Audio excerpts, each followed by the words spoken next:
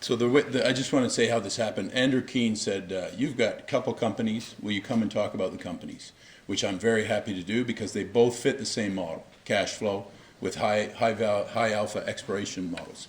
And I said, but I do this research on funds, and if I do that, I want to get some time on funds. So that's how you end up seeing me 3 times up here today. So my apologies. But so this one has what we think have a lot of evidence to support a silver IOCG type deposit in Mexico in an established mining camp. So we proved that thesis, and we'll have a significant revaluation. So IOCGs are some of the biggest, most economic deposits in nature. They're in Australia, they're in Chile. In Australia, they come with copper and gold. Iron oxide copper gold is what IOCG stands for. Copper and gold is a feature of all of them. And the Australian ones come with uranium. There's uranium in the mantle in Australia. In Chile, you have more copper. There's more copper in the mantle in Australia. This is Mexico, so we have copper and gold, and we have silver. And it looks like the silver's association with the magnetite has all the characteristics, so it could be that type of deposit with a silver inventory. And we're in a mining camp, but we have to pay our bills. So we have natural gas in West Texas, which is a safe jurisdiction. It's an hour drive to George Bush's ranch. Nobody's going to take it away. We're going to get our payments. And we have a gold tailings in Ontario, Canada from an abandoned mine that's going to bring $10 million. We're bringing that to the company. So, you know, that's equivalent to the market cap of the company. If we had to issue shares, it would be 100 million shares to get that kind of cash flow. So it fits our model, and that's how we end up with this combination of assets. We have you know, commitments to our community. We're in a Ejido community in Mexico, and our group in Toronto. We have cash flow here from natural gas, which we've had for several years. Cash flow from our tailings project coming on, again, $10 million in the next 2 years, and then this silver IOCG, which is what we think can significantly re-rate. Small cash flow from the natural gas. There's 8 producing wells. We plan to expand. There's oil zones behind pipe and gas zones. So we're looking at $250,000 a year, basically enough to pay our public company fees. So it doesn't get us very far. This is a little different. We're adding this tailings project now. It's going to bring $10 million. It was an abandoned mine from the 1980s. There's 150,000 tons of 1.5 grams. They used the gravity separation circuit. They left the tailings. The government wants us to rehabilitate it, so we've given that they're going to pay for it, the capex, and we've done all the metallurgy. We've done the drilling. We know there's 5,000 recoverable ounces in this too small for any mining company, but it can be very profitable. 150,000 tons, and average grade of about 1.5 grams with great leach kinetics. So a small vat leach, 200 tons a day. Over 2 years, we'll recover this kind of capital out of it. So again, that would cost us 100 million shares of issuance. So it fits our model.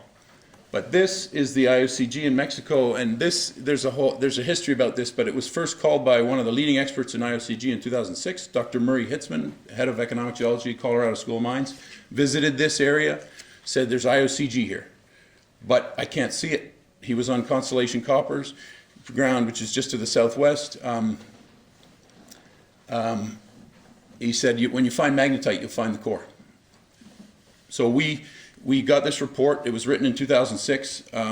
We found magnetite in 2020, massive magnetite with silver. And so he had said it could be north, northeast, or southwest.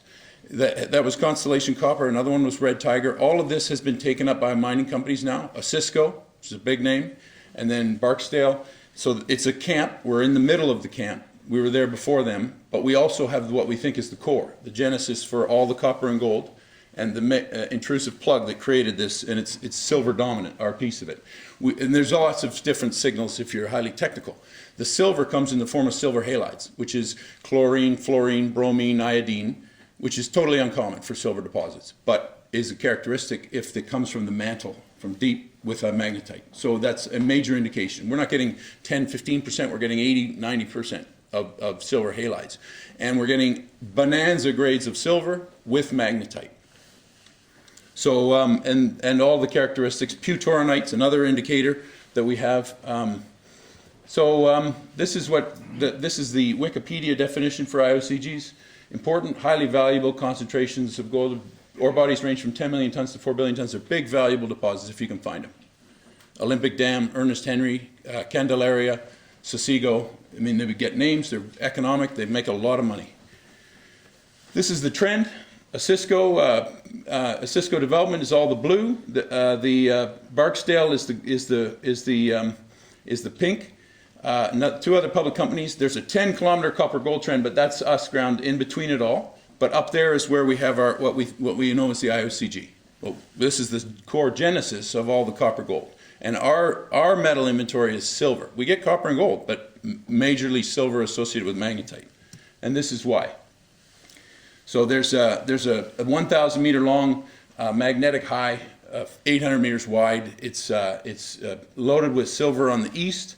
Where it comes to surface, magnetite carries bonanza grades of silver, and there's silver in soils, and so it's ready as a drill target that fits all of these characteristics for potential IOCG discovery. Again, the middle inventory, you know, for Olympic Dam, which is the biggest, you know, you're $40–50 billion. Even Candelaria, $35 billion. Ernest Henry, $20–25 billion. Sosego, $20 billion. So a small one would be $10–15 billion. Ours is silver. But there'd be copper gold in it. So, you know, market cap of the company's 10 million. You have this kind of discovery. You can notice a key feature for us as mining people, we're within the constraints of our claims. So somebody could come and develop a mine out of this. Might be somewhat constrained because of size, but that's going to be an important characteristic. So we have 27 claims in the camp. The two other companies came after us. We've been at this for a long time, and we have to pay our bills. That's how our model works, that we want to stop issuing shares, so that we can re-rate the value of those shares with this kind of discovery. So big companies came, they've identified it, they're working on the copper gold, that's all great. And we have these accumulated claims in the middle of it. That's right where it is, physically. And this is what Candelaria looks like. So this is what happens when you have this type of variable. Now ours starts within 90 meters of surface, we know. And it's 1 kilometer long, 800 meters wide. So it has these characteristics. If the magnetite that's created that anomaly carries like the veins, the surface, we're getting 1,600, 2,000 grams silver per ton. So it's bonanza grades in the veins.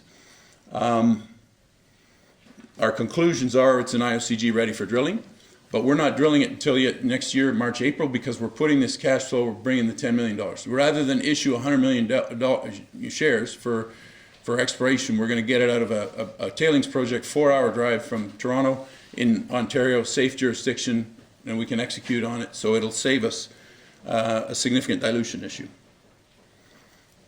Magnetite, that's it. Again, high insider ownership, but you notice a much higher share count than the other situation. And we want to stop issuing shares at this point. So shares are trading 12–14 cents, which is a $10–12 million market cap. Or $14–15 million market cap, and we're bringing $10 million worth of cash flow to the company. And so that's about it on that. Thank you very much.